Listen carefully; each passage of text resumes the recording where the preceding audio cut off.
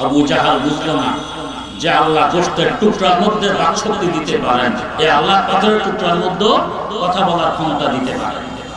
তো বুঝবে কেন? ঈমান থেকে বঞ্চিত, কোরআন থেকে মাহরুম, তাই বুদ্ধি খুব শুদ্ধি থেকে মাহরুম।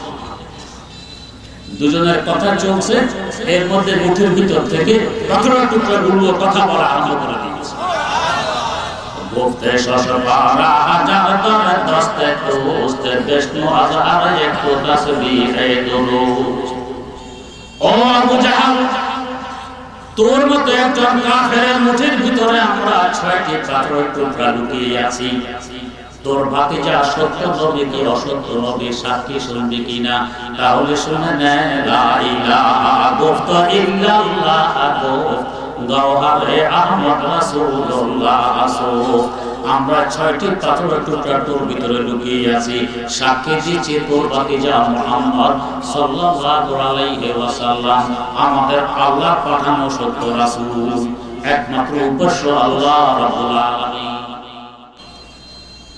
أما بعد فأعوذ بالله من الشيطان الرجيم بسم الله الرحمن الرحيم وكذلك أوحينا إليك روحا من أمرنا وقال رسول الله صلى الله عليه وسلم خيركم من تعلم القرآن وعلمه رواه البخاري اللهم صل على سيدنا محمد وعلى آل سيدنا محمد كما صليت على سيدنا إبراهيم وعلى آل سيدنا إبراهيم إنك حميد مجيد اللهم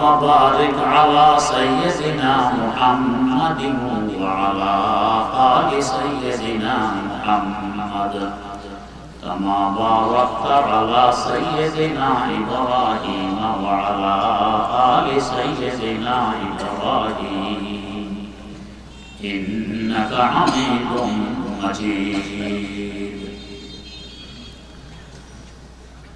মার্কাজুল হুদা মাদ্রাসা উদ্যোগে আজকের এই মহাসমাবেশ।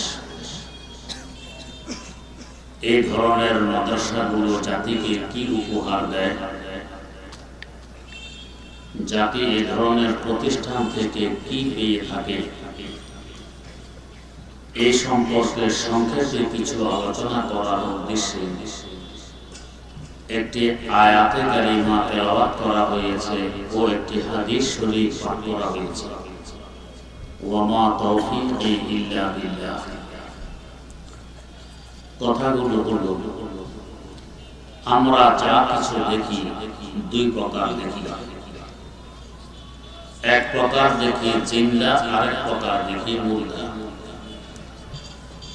যাদের জীবন আছে, রূহ আছে, এদেরকে জিন্দা মনে করি, যাদের জীবন নেই, রূহ নেই, মুর্দা মনে করি। যদিও আমাদের দৃষ্টিতে দুই প্রকার, জিন্দা ও মুর্দা, বাস্তবে এবং আমার আল্লাহর কাছে দুই প্রকার নয়, এক প্রকার। সকল মাখলুক জিন্দা, সকলেরও রূহ আছে। তবে কারো কারো জীবন এমন উপলব্ধি করার নেই, যোগ্যতা আমাদের নেই, তা আমরা মনে করি মুর্দা।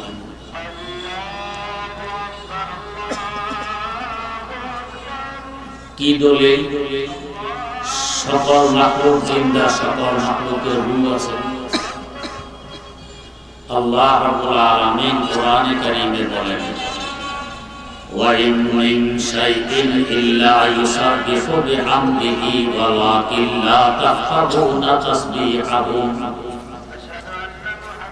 এমন কোন বস্তু নেই যে আল্লাহর প্রশংসা সহকারে তাসবিহে রত না আছে, তবে তোমরা এদের তাসবিহ বোঝো না।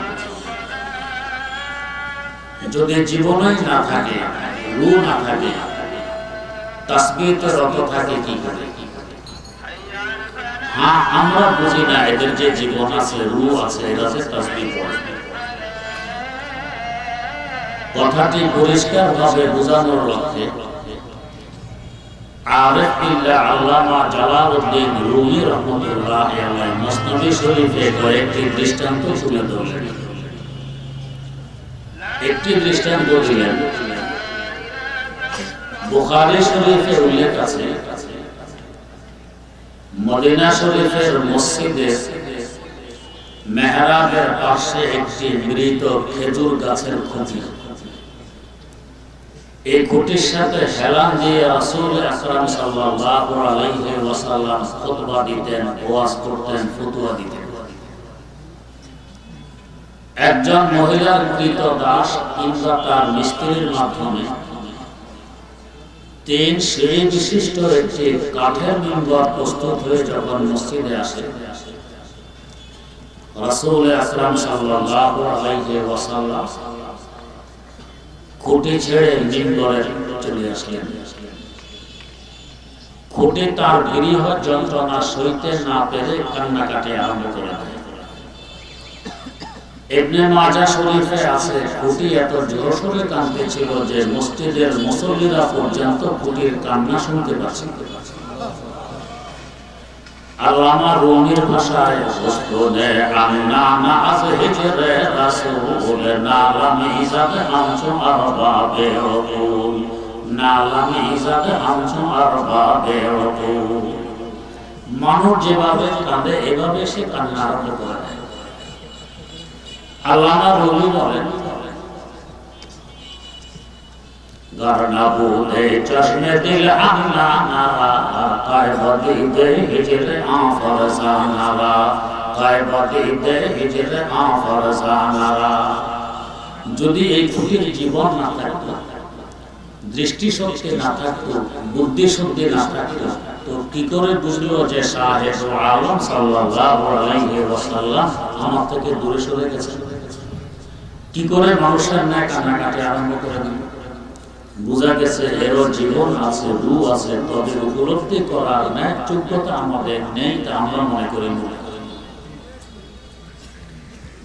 2 নম্বর দৃষ্টান্ত দিলেন, একদিন আবু জাহালের মালউন 6টি পাথরের টুকরা মুঠের ভিতরে লুকিয়ে দরবারে নবুয়তে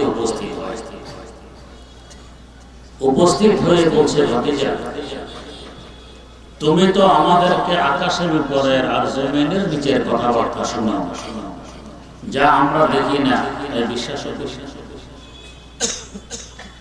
আমার মুঠের ভিতরে এমন কিছু বস্তু লুকিয়ে আছে, এগুলো আকাশের উপরের নয়, জমিনের নিচের নয়, তোমার সামনে মুঠের ভিতরে। যদি বলতে পারো এগুলো কি, তাহলে বুঝবো তুমি সত্য নবী।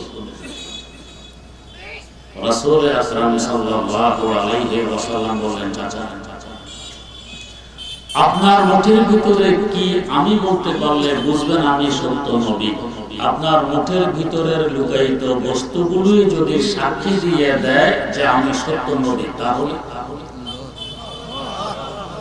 গফতে বুজালি দুগান্না দরাস্ত, গফতে আরে আতাজা কাদের দরাস্ত। আবু জাহাল বলছে, ভাতিজা তোমার তো বাকশক্তি আছে, কথাবার্তা বলতে পারো, আমার মুঠের ভিতরে এমন কিছু বস্তু লুকিয়ে আছে, এদের বাকশক্তি নেই, এরা কথাবার্তা বলতে পারে। আবু জাহাল এটা তো বুঝতে সক্ষম হলো না। আমাদের মুখের ভিতরে এক টুকরা গোশত, যাকে আমরা জিহ্বা বলে থাকি, না মারলে আওয়াজ বেরিয়ে আসে।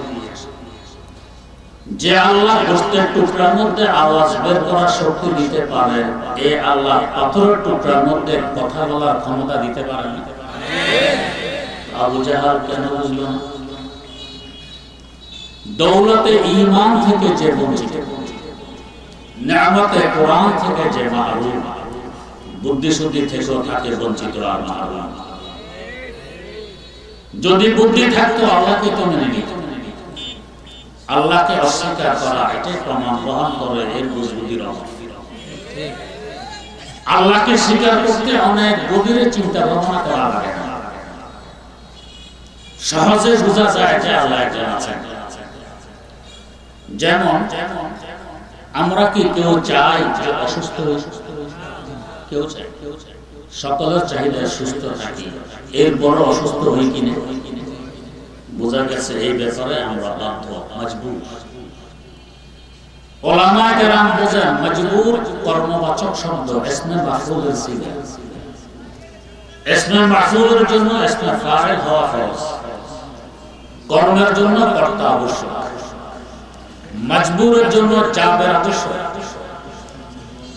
আমি যে মজবুর, যিনি জাবের তিনি আমার আল্লাহ, আমি যে বাধ্য, যিনি বাধ্য করলেন উনি আমার আল্লাহ। আমরা কি কেউ চাই যে মারা যায়?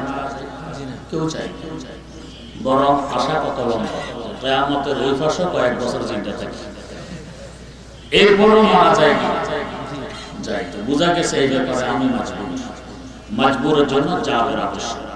আমি বাধ্য, যিনি আমাকে বাধ্য করলেন উনি আমার আল্লাহ।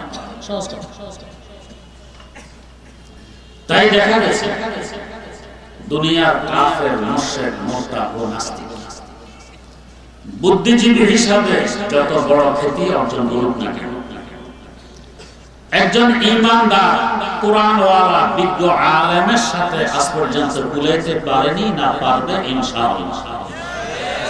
কোরআনের কথা আমাদের কুমিল্লা জেলার লাকসাম থানার অধিবাসী একজন বিজ্ঞ আলেম ছিলেন আল্লামা মুস্তাফা আল হুসাইনি রাহিমাহুল্লাহ।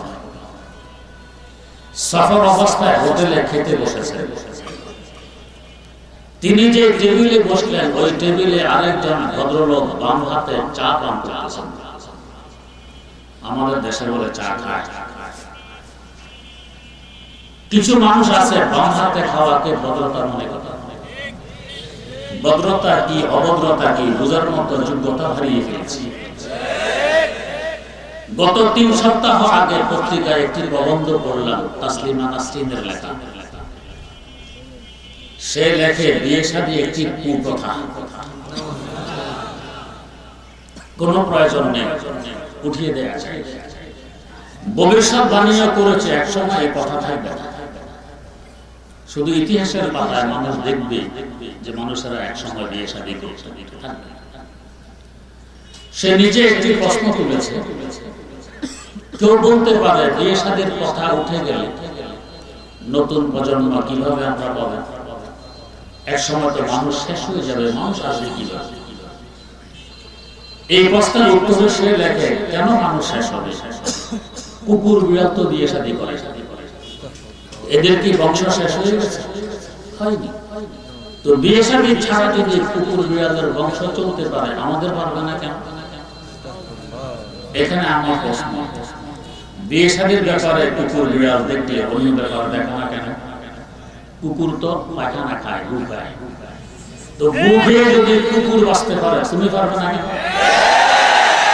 তুমি আজকে থেকে গু খাওয়া। বিড়াল তো ইঁদুর খায়, ইঁদুর খেয়ে যদি বিড়াল বাঁচতে পারে, তুমি পারবে না কেন? আজকে থেকে তুমি ইঁদুর খাওয়া। তাও বিড়াল তো ইঁদুর খরিদ করে খায় না, নিজে ধরে খায়। তুমি আজকে থেকে ইঁদুর ধরায় না, আমাদের উপকার হবে, ইঁদুরের উপদ্রব থেকে আমরা বাঁচতে পারবো। কুকুর বিড়াল তো পাকশাক করে খায় না, কাঁচা খায়। তুমি কেন পাকাইয়ে খাও? তুমিও কাঁচা খাও। কুকুর বিড়াল তো বর্তন প্লেট ব্যবহার করে না, মাটিতে রেখে ময়লা সহকারে খায়। তুমি কেন প্লেট ব্যবহার করো? তুমি আজ থেকে মাটিতে রেখে ময়লা সহকারে। কুকুর বিড়াল কাপড় চোপড় ব্যবহার করে না, তুমি কেন করো? শীত, এই যে শীতকাল, শীত থেকে বাঁচার জন্য কোন কুকুরকে দেখেছেন গায়ে জ্যাকেট দিয়ে ঘুরে? বিড়ালকে দেখেছেন পায়ে সামনা ভেজা? খালি গায়ে। তো তুমি কেন জ্যাকেট, সোয়েটার, জাম্পার ইত্যাদি ব্যবহার করো? তুমি সব কাপড় খুলে ফেলে। কুকুর বিড়াল যদি কাপড় ছাড়া খালি গায়ে চলতে পারে গরমকাল শীতকাল এক অবস্থায়, তুমি কেন পারবে না? তুমি শুধু বিয়ে শাদীর ব্যাপারে কুকুর বিড়াল দেখলে অন্য ব্যাপারে দেখো না। এগুলো সব নাস্তিকতার ফল। কেউ যখন নাস্তিক হয়, বুদ্ধি শুদ্ধি থেকে সে দূরে সরে যায়। আল্লামা হুসাইনি যে টেবিলে বসলেন, ওই টেবিলে আরেকজন ভদ্রলোক বাম হাতে চা খায়। হুজুর গোশত দিয়ে খাওয়া দাওয়া করে হাড়গুলো যথাসাধ্য পরিষ্কার করে খেয়ে ফেলার চেষ্টা করতেছিলেন। এভাবে যথাসাধ্য পরিষ্কার করে খাওয়ার নবীর সুন্নাত। চা খানা ওয়ালা বদল হুজুরের দিকে তাকায়, মনে মনে হয়তো ভাবে মোল্লা বোধহয় জীবনে গোশতের চেহারা দেখে না, গোশত খেয়ে হাড় সহ খেয়ে ফেলতেছে। এক পর্যায়ে গিয়ে প্রশ্ন করে বসল, হুজুর আপনাদের দেশে কুকুর কি খায়? ভদ্রলোকের ধারণা হুজুর বলবেন কুকুর হাড় খায়, এতে করে হুজুরের মিল হবে কুকুরের সাথে, সাদৃশ্য হবে কুকুরের সাথে, হুজুরের বেইজ্জতি হবে, এই লক্ষ্যে প্রশ্ন। হুজুর তো কোরআন ওয়ালা। যখন প্রশ্ন আসলো আপনাদের দেশে কুকুর কি খায়, তৎক্ষণাৎ জবাব দিলেন, জি জনাব, আমাদের দেশের কুকুরের অভ্যাস বড় খারাপ, বাম হাতে চা খায়। কাকে কুকুর বানাতে চাইলো, কে কুকুরে করবে, এটা কোরআনের কথা। পাকিস্তানের পার্লামেন্টে দুজন বিজ্ঞ আলেম, মেম্বার অফ পার্লামেন্ট, সংসদ সদস্য, আল্লামা গোলাম গাউস আজারবি, আল্লামা মুফতি মাহমুদ রাহিমাহুল্লাহ, সংসদ বসেছে, তারাও গেছেন সংসদ। দুইজন মহিলা সদস্য ঢুকেছে পরে, তো যে পরে ঢুকে সাধারণত আশেপাশে যারা আগে ঢুকেছে তাদের সাথে মুসাফাহা করে আসন গ্রহণ করে। দুই মহিলাও মুসাফাহা আরম্ভ করেছে। মন্ত্রী মিনিস্টার কানাগুসা, দুই মৌলবী বিপদে পড়েছে। মহিলা তো এদের সামনে গিয়ে হাত বাড়াবে মুসাফাহা, যদি হুজুর হাত না বাড়ায় সংকীর্ণতা প্রকাশ করে, আর যদি হাত বাড়ায় হুজুরের ফতুয়া পরিপন্থী আমল হবে। যে রাস্তা অবলম্বন করুক না কেন হুজুরের জন্য এরা অপেক্ষায় আছে হুজুর বিপদে। মহিলা দুজন মুসাফাহা করতে দুই হুজুরের সামনে গিয়ে হাত বাড়াইল মুসাফাহা। মহিলা দ্বয়কে মুসাফার জন্য হাত বাড়াইতে দেখে উভয় হুজুর দাঁড়িয়ে গিয়ে বললেন, আগে কোলাকুলিটা সেরে নিক, মুসাফাটা করে। মহিলা দুজন পিছনের দিকে সরে গেল, কোলাকুলি করতে রাজি। সংকীর্ণতা কার প্রকাশ লাগবে? হুজুর তো প্রশস্ত মন নিয়ে কোলাকুলির প্রস্তুতি নিয়েছে। ফতুয়া পরিপন্থী আমল করতে হলো না, সংকীর্ণতা প্রকাশ করল না। এটা কিসের বল? এটা কোরআনের। কোরআন তো বুদ্ধির দীপ। আমার আল্লাহ বলেন, ইয়াসিন ওয়াল কোরআনিল হাকীম, কোরআন হিকমতে ভরা, জ্ঞানে পরিপূর্ণ। যার সিনায় ঢুকেছে কোরআন তাকে বুদ্ধিমান বানায় দিয়েছে। সম্রাট আকবরের দরবারে পুরা ভারতবর্ষের বাছা বাছা 9 জন বুদ্ধিজীবী থাকতেন, এদেরকে বলা হতো নবরত্ন। একজন থাকতেন মোল্লা, কোরআনওয়ালা, মোল্লা দোপেয়া। কত নাকানে চুবানি খাওয়াইলেন বুদ্ধিজীবীদেরকে সারা জীবনে একমত। একদিন দরবারে কথা ওঠে, দেশে কি ডাক্তার বেশি নাকি রোগী বেশি? 9 বুদ্ধিজীবীর একমত, দেশের রোগী বেশি, ডাক্তার। সম্রাট আকবরের এই মত। 10 জনের একমত সামনে আসার পর মোল্লাজি বললেন, জি না, দেশে ডাক্তার বেশি, রোগী কম। 9 বুদ্ধিজীবী বাদশাহকে ধরলেন, বাদশাহ দেখলেন তো মোল্লার উল্টা কথা। মোল্লাদের স্বভাব খারাপ, এরা উল্টাই বলে। আসলে মোল্লারা জীবনে উল্টা বলে না, সবসময় সোজা বলে। বুঝছে উল্টা, এই জন্য সোজা কথা উল্টা বলে না। কিছু মানুষ আছে নিজের দোষ উপলব্ধি করার নেই, যোগ্যতা নেই, তো আরেকজনের গাড়ি চাপে।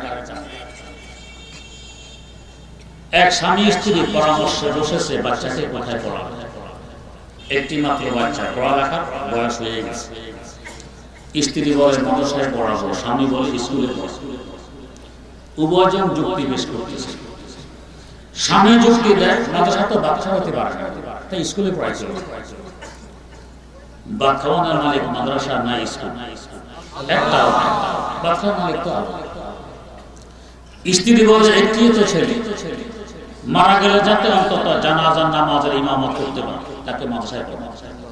শেষমেশ স্ত্রী কথাই রইল, ছেলেকে মাদ্রাসায় দেওয়া। পড়তে পড়তে উচ্চশিক্ষা অর্জনের জন্য অনেক দূর চলে গেছে। লেখাপড়া শেষ করে বাড়ি আসবে, চিঠি লিখেছে, অমুক তারিখে আমি বাড়ি আসতেছি। আব্বা এগিয়ে গেছে রেল স্টেশন, ছেলেকে সাথে করে নিয়ে আসবে। সময় মতো ছেলে গাড়ি থেকে নামলো, আব্বা আর ছেলে দুজন আসতেছে বাড়িতে। ছেলের সাথে মানুষ মুসাফা করে দেখা সাক্ষাৎ করে একটু পিছনে পড়ে গেছে। আধা পথে আসার পর আব্বার প্রস্রাবের ব্যাগ, বুড়ো মানুষ ঘন ঘন প্রস্রাব ব্যাগ, বেচারা প্রস্রাব করতে বসছে। মূর্খ মানুষ যায় না যায় বোঝে না, বসছে তো বসছে, মাশাআল্লাহ করছে দিকে দিকে। ছেলে মনে মনে ভাবে ইন্না লিল্লাহ, আমার আল্লাহ কি করতেছে, মাত্র আলেম হয়ে আসতেছে আমার সামনে না যায় কাজ। যতটুকু সম্ভব কাছে গনিয়ে বলছে আল্লাহ এদিকে তো ক্যাবলা, ক্যাবলার দিকে ফিরে প্রস্তাব করা যায় না, আপনি অন্যদিকে ফিরে যান। বাঙালি মানুষ ফিরলে তো মাশাআল্লাহ এমন ফিরে ফিরে সোজাপুর দিকে ফিরছে। আহা আবার কি ছেলে যতটুকু সম্ভব এগিয়ে গিয়ে বলছে আল্লাহ এখন তো ক্যাবলার পিছনে পড়ে গেছে, এটাও না যায়, আপনি আরেক দিকে ঘুরে যান। বুড়া বেচারা ঘুরছে দক্ষিণ দিকে। আজকে ঘটনাক্রমে দক্ষিণ দিক থেকে জোরে সোরে বাতাস আসতেছে, বাতাসের দিকে ফিরে প্রস্তাব করা এটা তো না যায়, ছিটা গায়ে আবার ছেলে যতটুকু সম্ভব কাছে গনিয়ে বলছে আল্লাহ এদিকে তো জায়েজ হয়েছিল, তবে আজকে যে জোরে সোরে বাতাস আসতেছে তা আজকে এদিকেও না যায়, আপনি আরেক দিকে ফিরে যান। দিক তো আর একটা বাকি আছে, উত্তর দিকে ফিরে দেখে আর নাই, থৈলি খালি হয়ে গেছে। বুড়া মানুষ প্রত্যেক দিকে তো একটু একটু করে হয়ে গেছে, ক্ষোভ ভিতরে ফুলছে, ছেলেটা করলো যা উঠে বাড়ি আসতেছে। ছেলে তো পিছনে পিছনে মানুষের দেখা সাক্ষাৎ করে আব্বা আগে। ছেলে আমার বাড়ির দুয়ারে দাঁড়ায় অপেক্ষা করতেছে, আমার বাবা যান আলেম হয়ে আসতেছে। দেখে যে স্বামীকে দেখা যায়, ছেলে তো নেই। জিজ্ঞেস করে আমার বাবা যান পুলিশ, বাবা যান তো ভুলা কখন আসতেছে, নোটিশ মুতে গেছে। বলছিলাম মাদ্রাসায় পড়াতো না, মাদ্রাসায় পড়াতো আমাকে তো একবারের মুখ 4 দিকে ঘুরে যায়, 3 বারে ঘুরেছে, তোকে 40 দিকে ঘুরে যায়, 30 বারে ঘুরে যায়, নোটিশ অপেক্ষা কর আসতেছে। মাদ্রাসা পড়া 7 বছর আসতেছে নোটিশ। এই যে বেচারা দোষটা চাপালো ছেলের গাড়ে, একবারে মুখ 3 বারে মুতেছে, 4 দিকে ঘুরে যায়। আসলে কি দোষটা ছেলে, দোষটা বাপের নিচে। প্রথমে যদি উত্তর দিকে ফিরে বসতে বুঝে শুনে, তাহলে কি একবারে মুখ 3 বারে মুতা লাগতো 4 দিকে ফিরে? তো দোষ নিজের চাপাতেছে কার গাড়ে, ছেলের গাড়ে। বুদ্ধি শুদ্ধির কত অভাব চিন্তা করছে। আলেম সমাজ কখনো উল্টা বলে না, সবসময় সোজা বলে। আমাদের যে বুদ্ধি শুদ্ধির অভাব, এখন হুজুরের দোষ, হুজুরা উল্টা বলে। নয় বুদ্ধিজীবী দোষে বাদশাকে, বাদশা দেখেন তো মোল্লা উল্টা প্রমাণ দিতে বলুন, দেশে ডাক্তার বেশি রুগী। বাদশা বললেন মোল্লা দাবি তো করেছ ডাক্তার বেশি রুগী কম, তোমার কাছে প্রমাণ আছে? জি আছে। প্রমাণ দাও। তো দিব, তবে এখন নয়। কখন? আগামীকাল। এখন দিলে অসুবিধা কি? এখন দিলে অসুবিধা কি এটাও বুঝাবো আগামীকাল। বাদশা যেটাই বলে মোল্লার একজন আগামীকাল। একজন বুড়ো মুরব্বী গেছিলেন ডাক্তারের কাছে, গিয়ে বলছেন ডাক্তার সাহেব মুখে রুচি টুচি নেই, খেতে মন চায় না। ডাক্তার সাহেব বললেন বার্ধক্যের কারণ, মানুষ বেশি বুড়ো হয়ে গেলে রুচি থাকে, বার্ধক্যের কারণ। একটু পরে আবার ডাক্তার সাহেব কি জোর জবরদস্তি 2-4 লোকমা যদি গিলেও ফেলি হজম হয় না। ডাক্তার সাহেব বললেন বার্ধক্যের কারণ। একটু পরে আবার ডাক্তার সাহেব কি সারা রাত বিছানায় গড়াগড়ি খাই, ঘুম চোখের ধারে কাছেও আসে। ডাক্তার সাহেব বললেন বার্ধক্যের কারণ। একটু পরে আবার ডাক্তার সাহেব কি লাঠি ভরতে আসা, হাঁটতেই পারে না, শরীরে কোনো শক্তি নেই। ডাক্তার সাহেব বললেন বার্ধক্যের কারণ। একটু পরে আবার ডাক্তার সাহেব কি শরীর শুধু কাঁপে, স্থির থাকে। ডাক্তার সাহেব বললেন বার্ধক্যের কারণ। বুড়া মিয়া লাভ দিয়ে ওঠে, এক থাপ্পড় মেরে চেয়ার থেকে মাটিতে ফেলে দিল। এই তোমার ডাক্তার এতটুকু লেখাপড়া, যাই বলি বার্ধক্যের কারণ, বার্ধক্যের কারণ, পয়সাটা কি? ডাক্তার বেচারা মাটি থেকে গড়াগড়ি খেয়ে উঠে বললেন দাদা এই যে থাপ্পড় মেরে আমাকে চেয়ার থেকে মাটিতে ফেলে দিলেন, এটাও বার্ধক্যের কারণ। যৌবনকাল থাকলে এই কাজ করতে, ডাক্তারের যে এক জব অর্ধেকের কারণ, মোল্লা বউ পেয়াজার এক জব আগামীকাল, যেটাই বলতে আগামীকাল। বাদশাহ মেনে নিলেন, ঠিক আছে, আগামীকাল সূর্য অস্তের আগে আগে যদি প্রমাণ দিতে না পারো তোমার গর্দান যাবে। আচ্ছা, আগামীকাল 9 বুদ্ধিজীবী সেজে গুজে কে কার আগে দরবারে আসবে আর মোল্লা নিধলি লাগে। মোল্লা প্রমাণ দিতে পারবে না, গর্দান যাওয়া নিশ্চিত, মোল্লার ঝামেলা থেকে বাঁচা যাবে। বাদশাহ নিজেও হাজির, মোল্লাকে প্রমাণ নিয়ে আসে। কিন্তু মাশাআল্লাহ সকলে হাজির, মোল্লা যে গায়ে নাম নিশা নাম নিশা। অপেক্ষা করতে করতে সূর্য লাল হয়ে গেছে। মোল্লা বুদ্ধিজীবীর আলাপ দলেন, বাদশাহ দেখতেন তো মোল্লা তামাশা, প্রমাণ থাকলে তো কালকে দিতে পারে, প্রমাণ নেই তো দিতে কোথেকে? মোল্লা তো এক বাহানায় ভেঙে গেছে, আসবে না। আপনি পুলিশ পাঠান, ধরে আনুন। এমন অবাস্তব কথা কেন?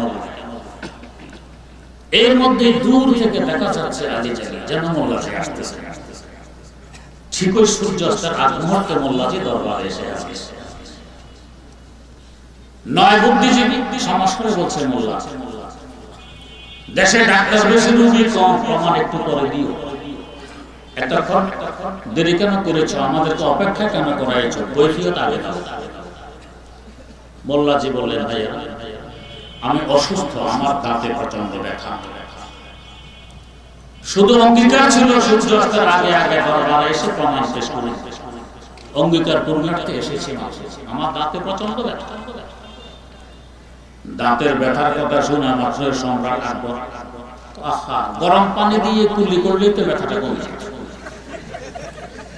প্রধানমন্ত্রী বীরবল বললেন, একটু লবণ লাগিয়ে রাখলো তো ব্যথা কমতে। স্বরাষ্ট্রমন্ত্রী বলতেছেন, তামাক পাতা লাগিয়ে রাখলে তো ব্যথা কমতে। পররাষ্ট্রমন্ত্রী বলে, গুড় দিয়ে দাঁত মাজলে তো ব্যথা কমে। বনমন্ত্রী বলে, কচি আম পাতা চিবাইলে তো ব্যথা কমে। জঙ্গলমন্ত্রী বলে, আরে কচি পেয়ারা পাতা চিবাইলে তো ব্যথা কমে। পশুমন্ত্রী বলছে, অমলকি চিবাইলে তো ব্যথা কমে। হাইওয়ান মন্ত্রী বলছে, আরে পান চিবাইলে তো ব্যথা কমে। শিক্ষামন্ত্রী বলে, আরে জর্দা দিয়ে পান খেলেও তো ব্যথা কমে। 9 বুদ্ধিজীবীর 9 চিকিৎসা, 10টার এক চিকিৎসা, 10 চিকিৎসা সামনে এসে গেছে। মোল্লাজি দাঁড়িয়ে বললেন, রোগী আমি একজন, ডাক্তার আপনারা 10 জন। মুখের চুনকালি পড়ে গেল যে মোল্লার সাথে জীবনে কুলাইতে পারলাম না, পারার আশা ভরসা না। কিসের বর্ণ? কোরআনের। ইয়াসিন ওয়াল কোরআনিল হাকীম। হিকমতে ভরা, জ্ঞানে পরিপূর্ণ কোরআন যার সিনায় ঢুকেছে, কোরআন তাকে বুদ্ধিমান বানায় দিয়েছে। এমন এক বুদ্ধিজীবী আসছে কওমি মাদ্রাসায়। এরা কোত্থেকে খায়, এরা কি করে এখানে তদন্ত করে? এখনো বহু মানুষ আছে পৃথিবীতে কওমি মাদ্রাসায় কি করে এরা বুঝতে অক্ষম। যদি বুঝতে চাও আসো আমাদের মাদ্রাসায়, আমরা মেহমানদারি করব, কয়েক মাস থাকো ইনশাআল্লাহ, দেখবি এরা কি করে। না বুঝার দরুন কত রকমের অবাস্তব অবান্তর দোষ এদের গাড়ে চাপে। এখানে ট্রেনিং হয়, এই হয় সে হয়, আমরা স্বীকার করি ট্রেনিং তো হয়। এই হজের আগে আমাদেরকে বাংলাদেশের দ্বিতীয় বৃহত্তম মাদ্রাসা পটিয়া মাদ্রাসার মুহতামিম আব্দুল হালিম বুখারী সাহেব শুনেছেন। হুজুর মাদ্রাসায় আসতেছি, গেট থেকে দেখা যায় আমার রুমের সামনে মহিলা একজন দাঁড়ায় আছে। মহিলা এখানে? ছাত্র বলে, হুজুর দেখি তো মহিলা দাঁড়ায় আছে, ঢুকলো কিভাবে খেয়াল করিনি। ও কাছে গিয়ে দেখি আসলে পুরুষ, মহিলা নয়, চুলে টুলে বেশভূষার মহিলার মতো দেখা যায়, খ্রিস্টান। উনি সংবাদ পাইছে এখানে ট্রেনিং হয়, তদন্তের জন্য আসছে। আমাকে জিজ্ঞেস করে, হুজুর আপনার এখানে কি ট্রেনিং হয়? বললাম হয়তো। কতজন ট্রেনিং দেয়? আমার এখানে 5000 ছাত্র, 5000 ছাত্র ট্রেনিং দেয়। কিসের ট্রেনিং দেয়? বললাম আল কায়দা ট্রেনিং দেয়। হয়তো হতবাক হয় কি আল কায়দা? কই জি, কিভাবে ট্রেনিং? হরকতের ট্রেনিং। বলে এত আশ্চর্য, এভাবে হুজুর সব স্বীকার করে ফেলতে। তো পরে একটা নুরানি কায়দা আনাইলাম। নুরানি ওই দেখেন উপরে লেখা আছে আল কায়দা, এই নুরানি ট্রেনিং। আর জের জবর পেশকে আরবিতে হরকত বলে, হরকতের ট্রেনিং সব বলে। 5000 ছাত্র সব নুরানি ট্রেনিং দিয়ে আসছে, এটার নাম আল কায়দা, ভিতরে আছে হরকত। এই ধরনের পরিভাষা এটা বুঝতেও অক্ষম। তো কি জানি মনে হয় এখানে জানি কি হয়, তদন্তে আসে। এটা আলহামদুলিল্লাহ আমরা বিচলিত নই। এই ধরনের মিথ্যা অপবাদ আমাদের আকাবেরদের উপরে লাগানো হয়েছে। আমরা তাদের রুহানি সন্তান, আমাদের মুরব্বিদের মুরব্বি ইমাম রব্বানি আবু হানিফা সানি আল্লামা রশিদ আহমদ গঙ্গোহী রাহিমাহুল্লাহ, তার বিরুদ্ধে নালিশ গেছে ইংরেজ সরকারের কাছে। তো এখানে জঙ্গিবাদী ট্রেনিং হয়। তো সরকার সিআইডি পাঠাইছে একজন হিন্দু বদল, তিনি এক সপ্তাহ রইলেন চুপে চাপে, যাতে কেউ টের না। এক সপ্তাহ পরে হুজুরের খেদমতে দিয়ে বলছেন, হুজুর আপনার বিরুদ্ধে কমপ্লেইন গেছে সরকারের কাছে, এখানে জঙ্গিবাদী ট্রেনিং হয়, সরকার বিরুদ্ধে ষড়যন্ত্র। এক সপ্তাহ চুপে চাপে রইলাম, কই কোন ট্রেনিং এর নাম নিশানা দেখলাম। বরং উল্টা আমি দেখতেছি আপনার খানকা ইট পাটকেল থেকে পর্যন্ত আল্লাহ আল্লাহ জিকির বেরিয়ে আসে। তবে হুজুর একটি কথা বুঝতে পারলাম, কি অসংখ্য মুরিদ আসতেছে যেতেছে খাইতেছে, কিন্তু আয়ের কোন উৎস দেখতেছি না। কিভাবে খানকা চলে? হুজুর জবাব দিলেন, খানকা চলে তাওয়াক্কুলের উপর নির্ভর করে। হিন্দু বদল জিজ্ঞাসা করে, হুজুর তাওয়াক্কুল এটা কোন ব্যবসার নাম? কয় না, এটা কোনো ব্যবসার নাম। কোন খেতি বাড়ি? জি না, খেতি বাড়ি। এটা কি? হুজুর বললেন যে আমাদের একজন রিজিক দাতা, আমরা কি খাবো, কোথায় থাকবো, কি করবো, এই দায়িত্ব ওনার। আর আমাদের দায়িত্ব শুধু তার গোলামি করা। আমাদের দায়িত্ব হলো গোলামে পকে টাকা রে সৌরাজে দারে কন্তর জো কে কাছে নাকশা দেওয়া নাকশা আয়াসে বহেত মতেই বড়ি মারা। কিভাবে উনি খাওয়াবেন, উনি পড়াবেন, উনি রাখবেন, এটা ওনার দায়িত্ব। হুজুর কথাটা বুঝলাম না, একটু যুক্তিসঙ্গত। হুজুর বলেন, হ্যাঁ আমরা জানি এটা যুক্তিসঙ্গত। ওনার দায়িত্ব নিয়ে আমরা টানাটানি করতে গেলে আমাদের পরেশানি বাড়ে। ওনার দায়িত্ব উনি বুঝবে, আমাদের কাজ আমরা করব। আমাদের অবস্থা হবে কারে সাজে মা বফিকরে কারে মাস্ত ফিকরে মা দরকারে মা আসারে মাস্ত ফিকরে মা দরকারে মা আসারে মাস্ত। তার দায়িত্ব নিয়ে আমরা টানাটানি আরম্ভ করলে পরেশানি বাড়ে। আমরা শুধু গোলামি করি আর উনি ওনার দায়িত্ব পালন করেন। হুজুর যুক্তিতে দুর্বল না, আমাদেরও দরকার। এই ভদ্রলোক আরো 3 দিন রইলেন। 10 দিন থাকার পর বিদেশ শুনে আবার আসতেন হুজুরের কাছে। এসে বললেন, হুজুর 10 দিন রইলাম, জঙ্গিবাদের কিছু পাইলাম না, বিদায় নিচ্ছি। এই 10টি টাকা খানকার জন্য গ্রহণ করুন, আপনার মেহেরবানি। ব্রিটিশ আমলের 10 টাকা, এখন অন্তত 50,000 টাকা। হুজুর বললেন, না এটা দরকার নেই, আপনার টাকা আপনি নিয়ে যান। না হুজুর, নিতেই হবে। তো কে বলেছে আপনাকে এখানে টাকা দিতে? কেউ তো বলে। আমি না নিলে আমার অন্তর ব্যথা পাবে। হুজুর নিতেই হবে। হুজুর গ্রহণ করেন না, সেই দিবি অনেক পিড়াপিড়ির পর টাকা বসাই দিবে। এরপর হুজুর বললেন, গত 3 দিন আগে যে প্রশ্ন করেছিলেন তাওয়াক্কুল কোন ব্যবসার নাম, এই ব্যবসার নামটা কেউ দিতে বলেনি, আমিও চাইনি, তারপর আপনি দিবেন। না নিলে আমার অন্তর ব্যথা পাবে, এটাই তাওয়াক্কুল। এইভাবে খানকা চলে। আমাদের কওমি মাদ্রাসাগুলো আলহামদুলিল্লাহ এইভাবে চলে। এক হাটহাজারী মাদ্রাসায় 7,000 ছাত্র ফিজি খায়, কোনো বাজেট নেই, কোত্থেকে আসে, যারা চালায় এরা জানে। এভাবেই চলে, তাওয়াক্কুলের উপর নির্ভর করে। তো ভদ্রলোক আসছেন কওমি মাদ্রাসায়, পরীক্ষা করবেন, তদন্ত করবেন, কোত্থেকে খায়, এরা এখানে কি করে, লেখাপড়া করে না। এসে ছাত্র শিক্ষক সকলকে সামনে বসে একটা প্রশ্ন করলেন। প্রশ্ন করলেন, আমি 12টা বাজে আমার অফিস থেকে রওনা হলাম, 3টা বাজে তোমাদের মাদ্রাসায় পৌঁছলাম, বলতো আমার বয়স কত? ক্লাস 3-তে একটি অঙ্ক আছে, পিতা ও পুত্রের বয়সের সমষ্টি 60 বছর। পিতার বয়স 40 হলে পুত্রের বয়স। ভদ্রলোক এমন একটি প্রশ্ন করলেন, আমি 12টা বাজে আমার অফিস থেকে রওনা হলাম, 3টা বাজে তোমাদের মাদ্রাসায় পৌঁছলাম, বলতো আমার বয়স কত? একজন তালেবুল ইলম দাঁড়ায় বলছে, স্যার আপনার বয়স 60 বছর। 60 বছর কি করে বুঝলি? জি জনাব, আমাদের বয়সে এখন আধা পাগল আছে, ওর বয়স 30 বছর। আপনি যে পুরা পাগল, আপনার 60 বছর। না হয় 12টা বাজে অফিস থেকে রওনা হয়ে 3টে বাজে মাদ্রাসায় পৌঁছার সাথে বয়সের কি সম্পর্ক? এতে আমি শিওর আপনি 60। এখন বুঝে আসছে এখানে কি হয়। এটা কিসের বরকত? কোরআনের বরকত। ইয়াসিন ওয়াল কোরআনিল হাকীম। হিকমতে ভরা, জ্ঞানে পরিপূর্ণ কোরআনের ছোঁয়া যার গায়ে লেগেছে, কোরআন তাকে বুদ্ধিমান বানায় দিয়েছে। আবু জাহাল বুঝলো না যে আল্লাহ গোশতের টুকরার মধ্যে বাকশক্তি দিতে পারেন, এই আল্লাহ পাথরের টুকরার মধ্যে কথা বলার ক্ষমতা দিতে পারেন। তো বুঝবে কেন? ঈমান থেকে বঞ্চিত, কোরআন থেকে মাহরুম, বুদ্ধি শুদ্ধি থেকে মাহরুম। দুজনের কথা চলছে, এর মধ্যে মুঠের ভিতর থেকে পাথরের টুকরাগুলো কথা বলা আরম্ভ করে দিয়েছে। গুফতে শশবারা হাজার দরে দস্তে দোস্তে বিষ্ণু হাজার একটু তাসবিহে দুরুদ।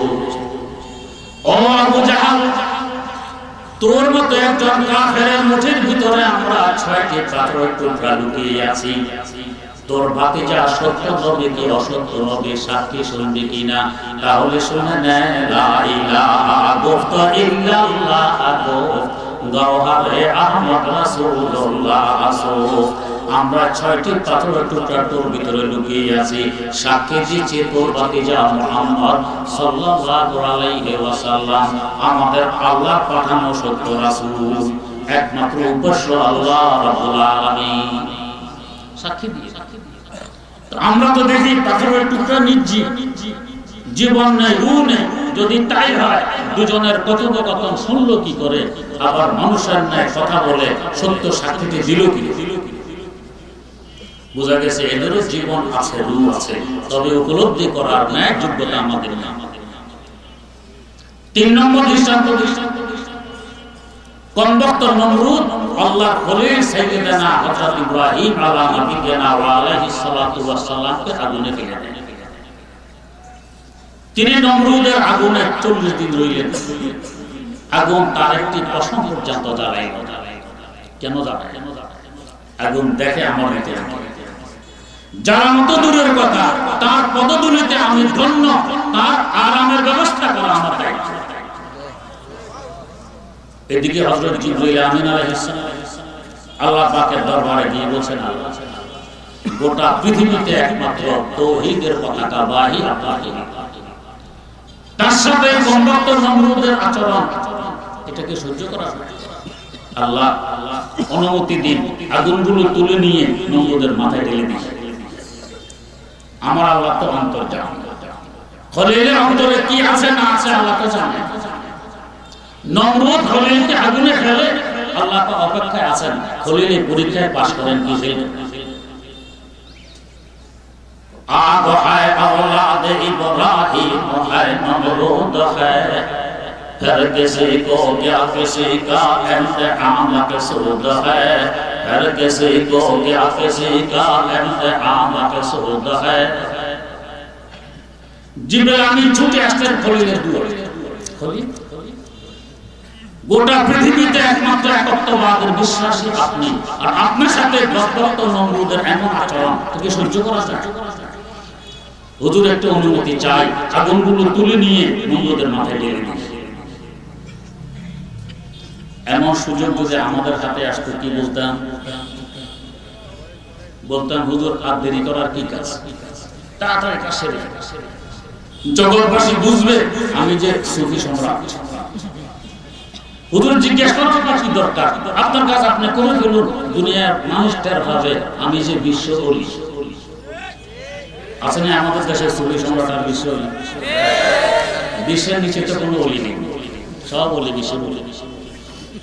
কে বড় ওলি কে ছোট ওলি মাপকাঠি হচ্ছে এখন গরু ছাগল। বিশ্বাস গরু ছাগল যেখানে বেশি যাবে এগুলো বড় ওলি, কম গেলে ছোট ওলি, না গেলে তো আর কিসের। এক পীরের মুরিদ আমাকে বলতেছে, হুজুর আমাদের বাবা দরবারে এই বছর গরু গেছে ৬০,০০০। আমি বললাম ভাই গুরুর পীরের দরবারে ৬০,০০০ গুরু গেছে, আর চাইতে কিছু তো হইল। হুজুর কি বললেন? আমি কি বললাম? আপনি বলেছেন গুরু গেছে ৬০,০০০। আমাদের দেশে গুরু ছাগল চিনে ওদের ফিরে দিকে টাকে টাকে যায় না। মিয়া এই জগতের সবচেয়ে বড় পীর মদিনা মুনাওয়ারা আরাম করতেছেন জিন্দাগি। সবচেয়ে বড় মজা মদিনা পাকের রওজায় আত্মা বিশ্বাস কেমন এ ধরে আদব গাহেস্তে জেরে আসমা আজ আরশ নাজুক দর নফাস বুম কর দামি আয়াত জুনায় দো বায়েজিদি যা। জুনায়েদ বাগদাদিয়ার বায়েজিদ বুস্তামির নে যুগ শ্রেষ্ঠ ওলিয়া বিশ্বাস বন্ধ করে ঢুকতেন না জানি বেয়াদবি কেমন তো।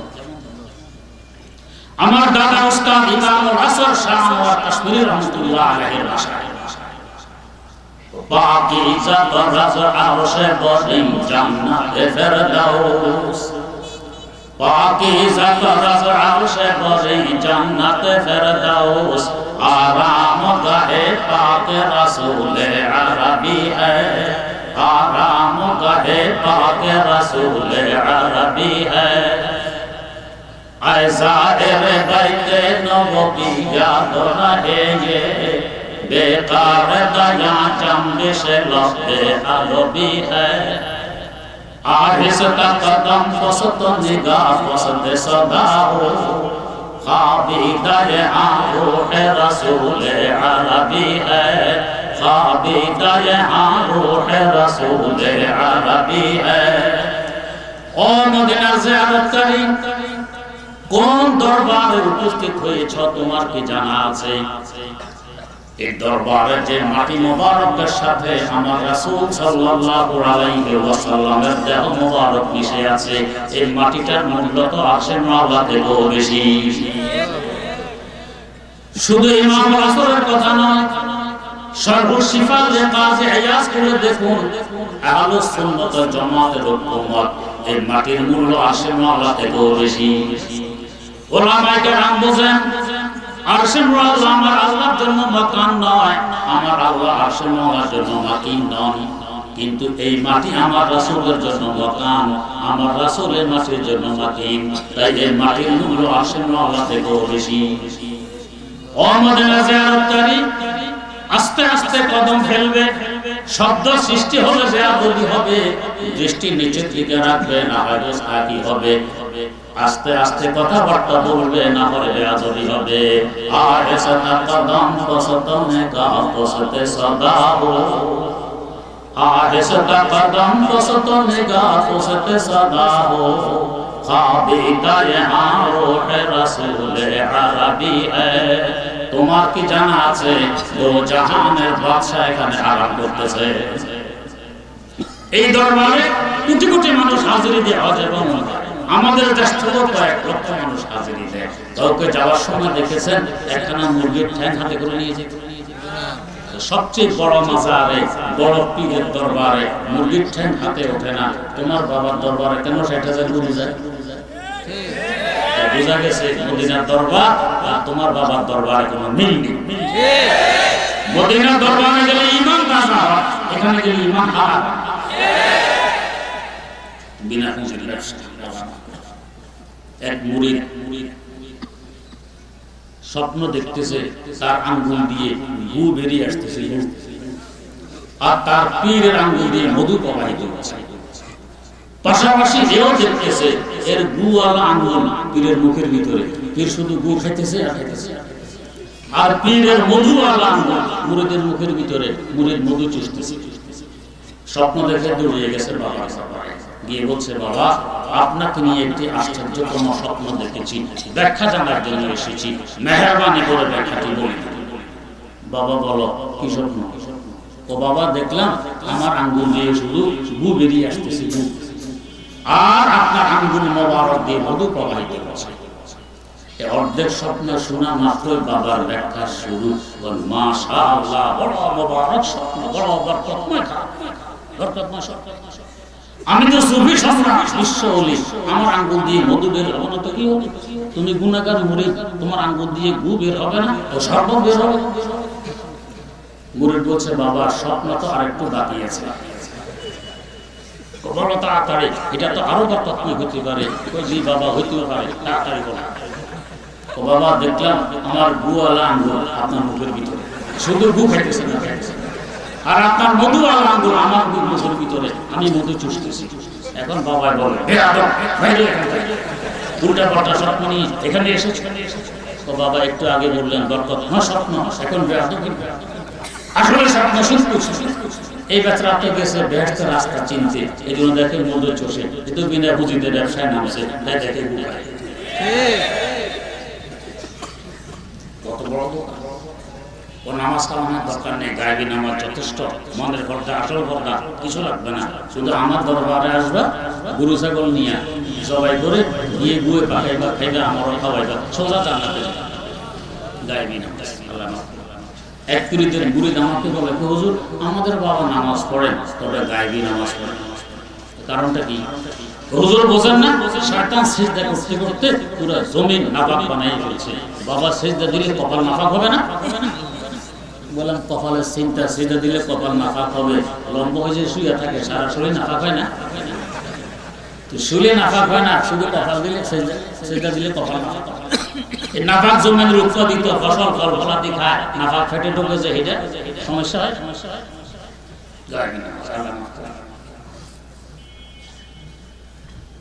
এরকম এক মুরিদ দাওয়াত করছে ফিরে, তো রাস্তায় এসে মুরিদের ডাকে, রাস্তা থেকে মুরিদের বাড়ি পর্যন্ত একটু ক্ষেতের আইলির উপর দিয়ে হাঁটতে হয়, দুই পাশে পানি আর কাঁদা। মুরিদ আসছে, বাবা কি আমাকে কাঁধে করে নিয়ে যাও? কেন? হয়তো চিকন আইল দিয়ে হাঁটতে পারবো না, কাঁদায় পড়ে যাবে। তো মুরিদ তো মাশাআল্লাহ সাইনপুর এলাকার এখানে অনেক মাদ্রাসা আছে, হক্কানি আলেম ওলামা পদাচারণ আছে, মুরিদ বুঝে শুনে কাঁধে করে নেয় আর বলে, বাবা সারা জীবন আপনার জবান মোবারক থেকে ওয়াজ শুনলাম, সারা চুল থেকে চিকন, তলোয়ার থেকে হারালো, আমাদের হাজার হাজার মুরিদকে আপনি কাঁধে করে ফাঁক করে ব্যস্ত নিয়ে যাবেন। এখন এই 1 ফিট চড়া আইল দিয়ে হাঁটতে পারতেছেন না, ওই চিকন পোলসারা দিয়ে হাঁটবেন কিভাবে? যাক বাড়িতে নিয়ে বসে, বসার পরে হঠাৎ বলে, দূর দূর দূর। মুরিদ বলে, বাবা কি হয়েছে, কি হয়েছে? আরে বলিস না, আল্লাহর ঘর বাইতুল্লাহতে একটা কুত্তা ঢুকছে, তাড়াই দিয়ে কাশ্মীর কি বাবা দেখছেন, সাইনবোর্ড বসে 5000 কিলোমিটার দূরে কুকুর কাটা। মুরিদ তো সাইনবোর্ড এলাকার বসে অন্যান্য মেহমানদেরকে গরম পাতুর উপরে বাজি কই মাছ দিয়ে সামনে দিয়েছে, আর পীরের বাজি কই মাছ দিয়েছে পাতে দিয়েছে। পীর মনে করছে আমার জন্য স্পেশাল একটা আসতেছে, তাই অপেক্ষায় আছে। বাজি কই মাছের গ্রাম খেয়ে মুরিদেরা কি পীর অপেক্ষা খাওয়া শুরু, ফিরতে বসে আছে স্পেশাল কই মাছের অপেক্ষায়, কই মাছ তো আর আসে না। মুরিদকে ডেকে বলে, বেয়াদব খাইছো কি, বেয়াদব কি, সবাইকে বাজি কই মাছ দিয়ে বাদ দিলে আর আমাকে সাদা ভাত দিয়ে বসায় রাখি। মুরিদ তো সাইনবোর্ড এলাকা, হুজুর 5000 কিলোমিটার দূরের বাইতুল্লাহ শরীফের কুত্তা দেখেন, এখান থেকে তাড়ান, 1/2 ইঞ্চি ভাতের নিচে বাজি কই মাছ, এটা দেখেন না, গ্রাম কি না লাগে না, সবগুলো বিনা পুঁজি। আল্লাহ বলে সুযোগ পেয়েছেন বুজুর্গি প্রকাশ করা, তো বললেন কি, জিবরাইল যার কারণে আমাকে নমরুদের আগুনে আসতে হয়েছে, তিনি দেখেন না আমার অবস্থা কি, আপনার থেকে সাহায্য নিতে হবে কেন? तौहीद तुझे आयते खुदा हशर में कहते, तौहीद तुझे आयते खुदा हशर में कहते, ये बंदा तो आलम से खफा मेरे लिए है, ये बंदा तो आलम से खफा मेरे लिए है। तौहीद একমাত্র ঈমান একজনের উপর, ইয়াকিন একজনের উপর, বিশ্বাস একজনের উপর, আস্থা একজনের উপর, ভরসা একজনের উপর। বাঁচাবেন তো একজনে, মারবেন তো একজনে।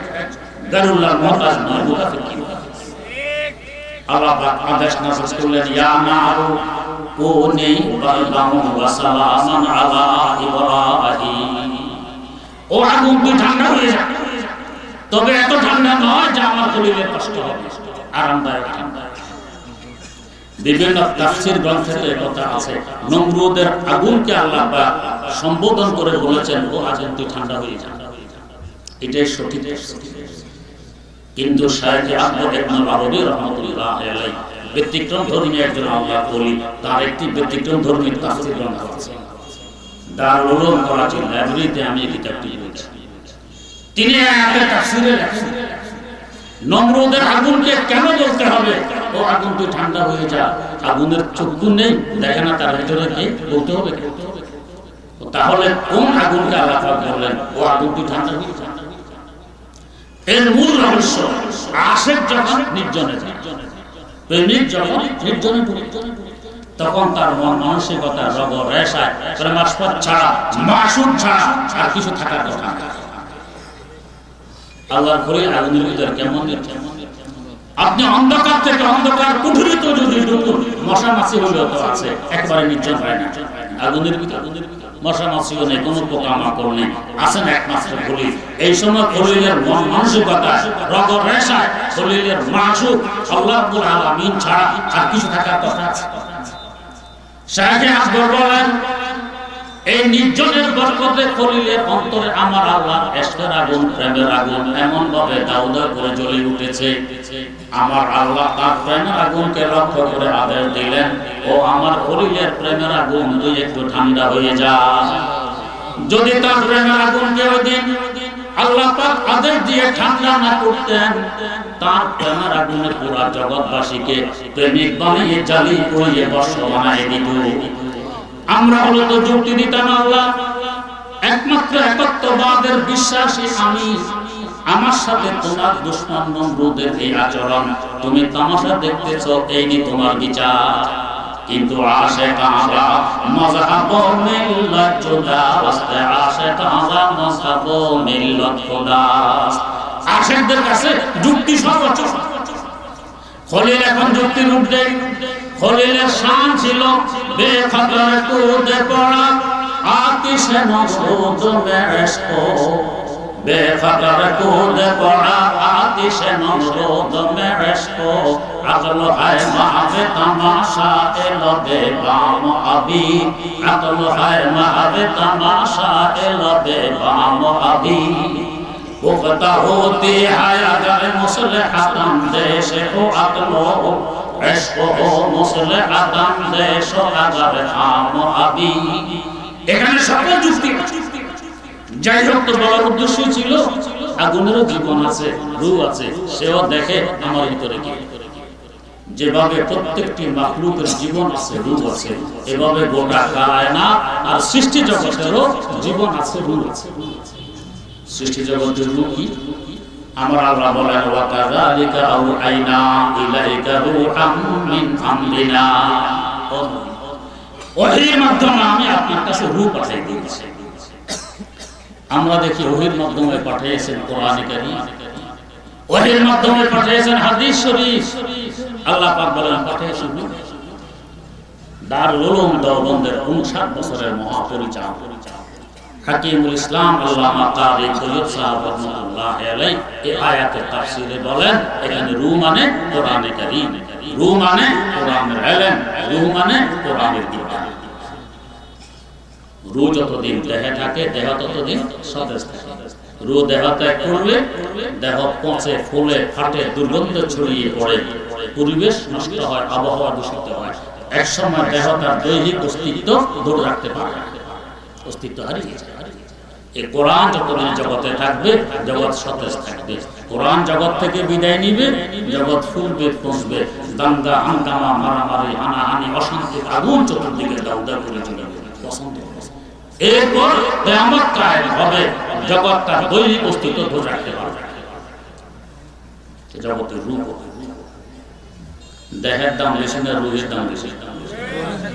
তার মানে পুরা জগৎ থেকে কোরআনের মূল্য কোটি কোটি গুণ বেশি। এই কোরআনটা জগতে ধরে রেখেছে কারা?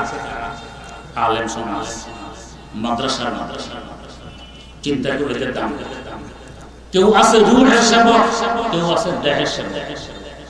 দেহের সেবক যেমন কৃষক চাষাবাদ করে, শস্য উৎপাদন করে, দেহের খোরাকের ব্যবস্থা করে। দেহের সেবক ইঞ্জিনিয়ার, বিল্ডিং বানায়, দেহ আরামে ঘুমায়, আরাম পায়। দেহের সেবক ডাক্তার, চিকিৎসা করে, দেহ রোগ থেকে মুক্তি লাভ করে। এদের যদি নিয়ত ভালো থাকে, অনেক সওয়াব। রূহের সেবক আলেম সমাজ আল্লাহ কালাম পড়ে পড়ায় শিখে শিখায় সরাসরি রূহের সেবা করে। দেহের তুলনা রূহের মূল্য যে পরিমাণ বেশি, দেহের সেবকের তুলনা রূহের সেবকের মূল্য ওই পরিমাণ বেশি। এজন্য তো রাসূল আকরাম সাল্লাল্লাহু আলাইহি ওয়াসাল্লাম বলেছেন, খায়রুকুম মান তাআল্লামাল কুরআন ওয়া আল্লামা। তোমাদের মধ্যে সবচেয়ে উত্তম ওই ব্যক্তি, সবচেয়ে মূল্যবান ওই লোকটি যে আল্লাহ কালাম শিখে এবং শিখায়। কেন? সে রূহের সেবা করে। কেউ হয়তো মনে মনে নিরাশ হবেন যে শুধু তো আমরা কোরআন শিখতে পারলাম না, শেখানোর প্রশ্ন আসে না, আমরা বঞ্চিত হই না। ইসলাম একটি প্রশস্ত দিন, এখানে সংকীর্ণতা নেই। আমি প্রত্যক্ষভাবে কোরআনের সেবক হতে পারলাম না আলেম না হওয়ার কারণে।